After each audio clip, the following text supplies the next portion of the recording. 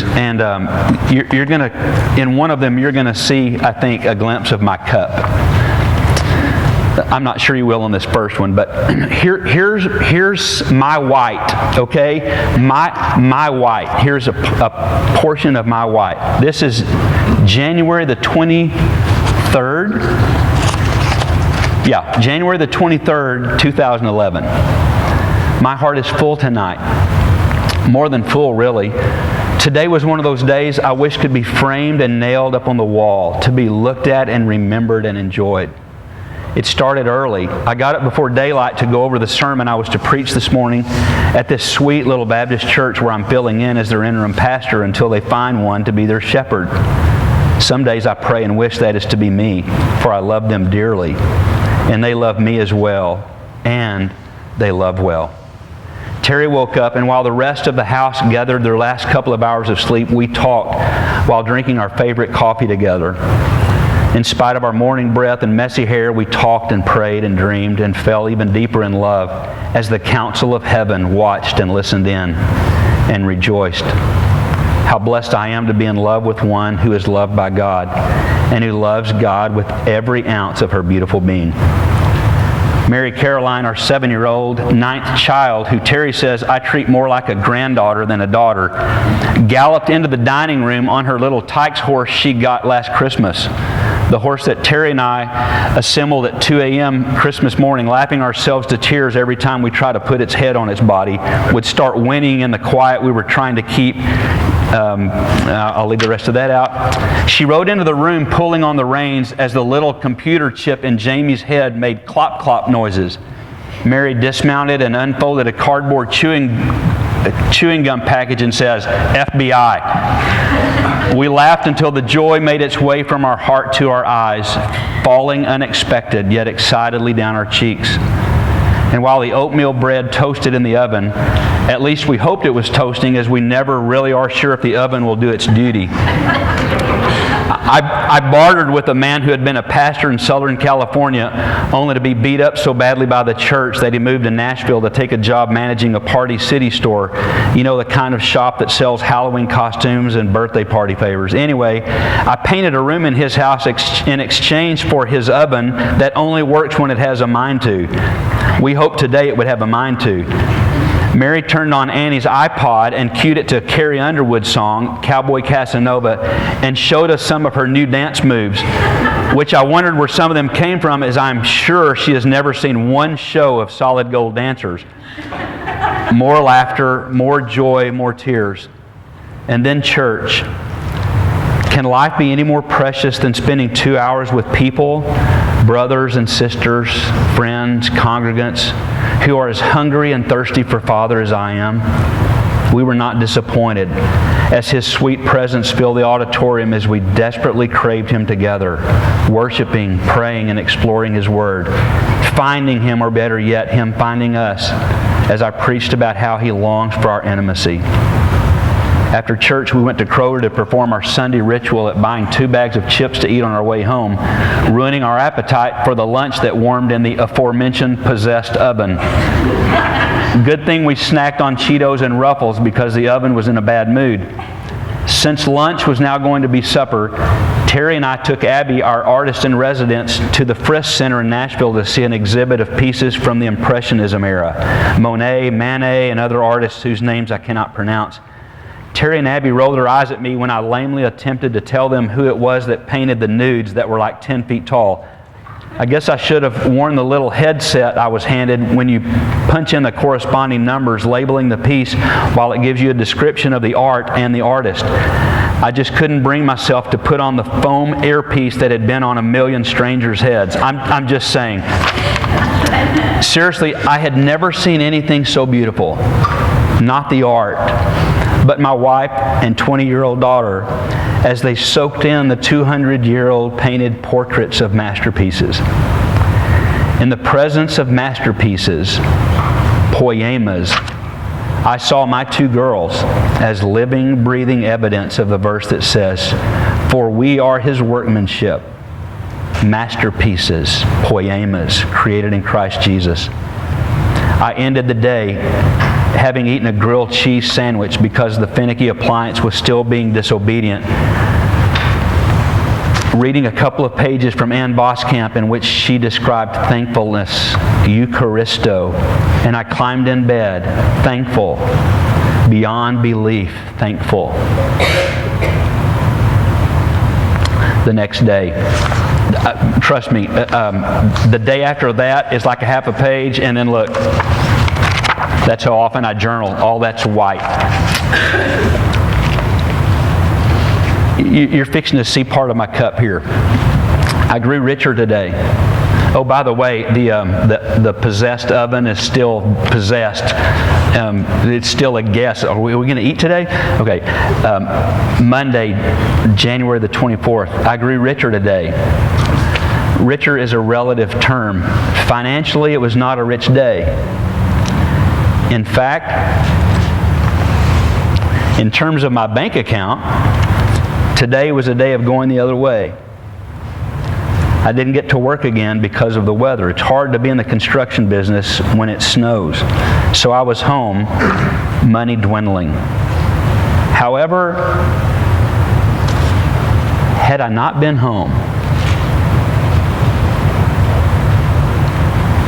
it would have been my heart not being deposited into. Some huge heart deposits were credited into my already bulging account of joy. Next to the dining room table where we ate breakfast, some stray Christmas decorations that I had missed begged to be taken to the attic. Or maybe it was Terry begging me to take them up. Anyway, I wrote miscellaneous Christmas decos on a box and stuffed it with Mr. and Mrs. Claus salt and pepper shakers, the reindeer centerpiece that looks like a chia pet, and the wooden angel with rope hair and grapevine wings that keep falling off. The last thing to go was to be a 3-foot-tall snowman mylar balloon that still held half of its helium breath as it hovered between the ceiling it had hugged for weeks and the chair it had been tied to keep from ending up sucked into the ceiling fan. We had enjoyed him for a full month, as we do with all the balloons that celebrate birthdays in our house.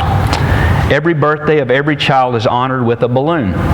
Terry insists that a balloon is to be bought to occasion the birth of every one of our 9 children. Even baby Jesus gets a balloon tied to a chair in his honor every Christmas. It just didn't seem right to me to waste the balloon by just puncturing the snowman and throwing him in the trash. So Brooks, in his Texas Longhorn basketball uniform, Mary in her shirt that read, "Chocolate is a girl's best friend," and me in my painter's whites decided we would have a little fun with the snowman remains.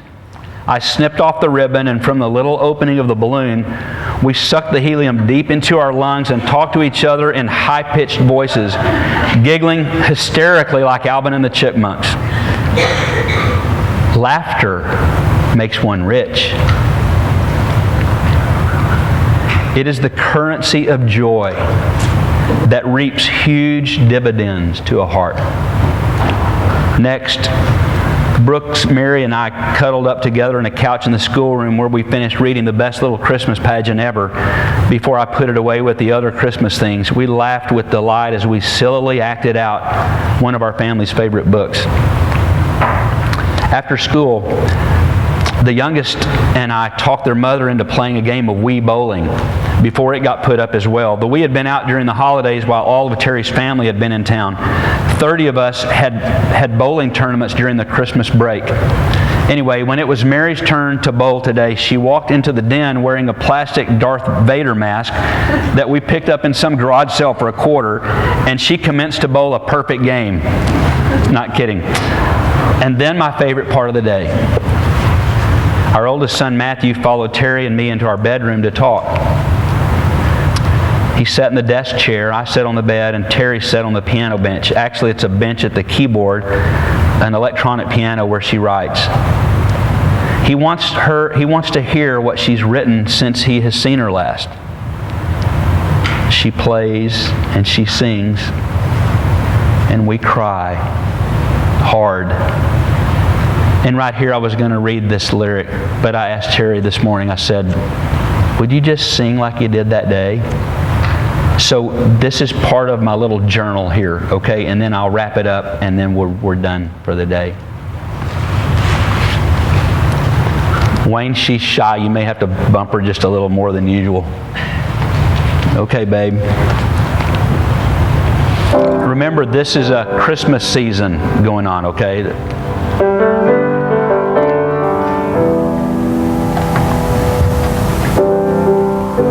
Sing it out, babe.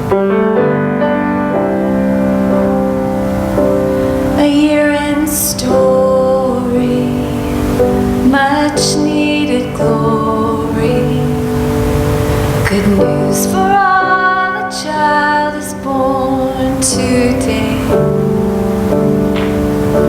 In just a stable, not myth or fable. All eyes on him, so why do I look away? A glance that measures what my heart treasures. The truth about me stares me in the face. 1 minute I'm in, the next deny him. A line I walk 1,000 times a day. And I have said there is no room, and I gave away the angel views and missed the sound of shepherd tunes, of singing to their lambs. This dirty barn of unbelief and selfishness without relief needs the baby to be born in me. Let me be Bethlehem. I know I'm broken, my life has spoken, with actions louder than these words of mine. And I need a Savior whose grace and favor understands that this won't be the only time. And I have said there is no room, and I gave away the angel view, and I miss the sound of shepherd tunes, of singing to their lambs. This dirty barn of unbelief and selfishness without relief needs Jesus to be born in me. Let me be Bethlehem. There's no other hope for me unless you let me be Bethlehem.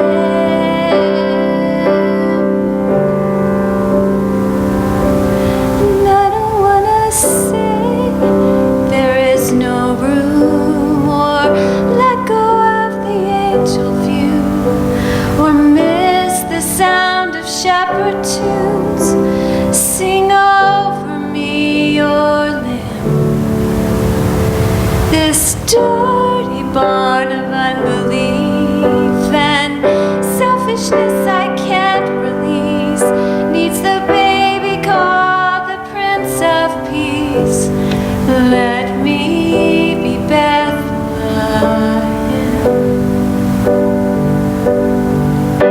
I need to be Bethlehem.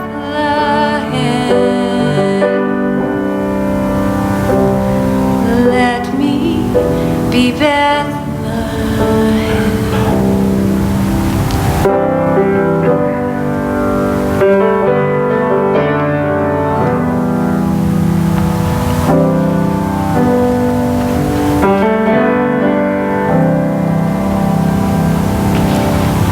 Just stay right there. Husband, wife, man. Daddy, mother, son. Friend, friend, friend. crying, worshiping, yearning, celebrating, calling, hungering, crying, bowing. The presence of Father is so strong, so real, as we breathlessly whimper in His presence.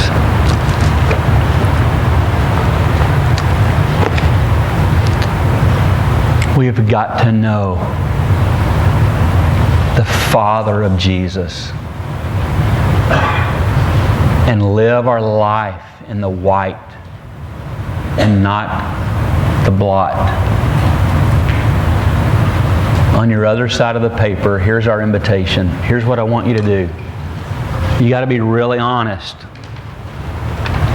I want you to write down, what is your cup? Don't put your name. But the thing that goes, I don't know if I can trust you. I don't know if I want you to be my Abba. I'm much more comfortable with you way off somewhere. But what is that? What is the blot? What is the thing that just you war against to come to that place where you go, all right, I'm all in, God. I trust you because I know you to be the God and Father of Jesus. What is that? Would you write that down? Be totally honest. Nobody's going to look at it. Here's what we're going to do for the invitation. I promise you it will not get looked at. What I want you to do is write it down and stick it in here. And in a minute, Terry's going to play quietly. And I want to give you a chance. If you're ready to do this, don't do it if you're not.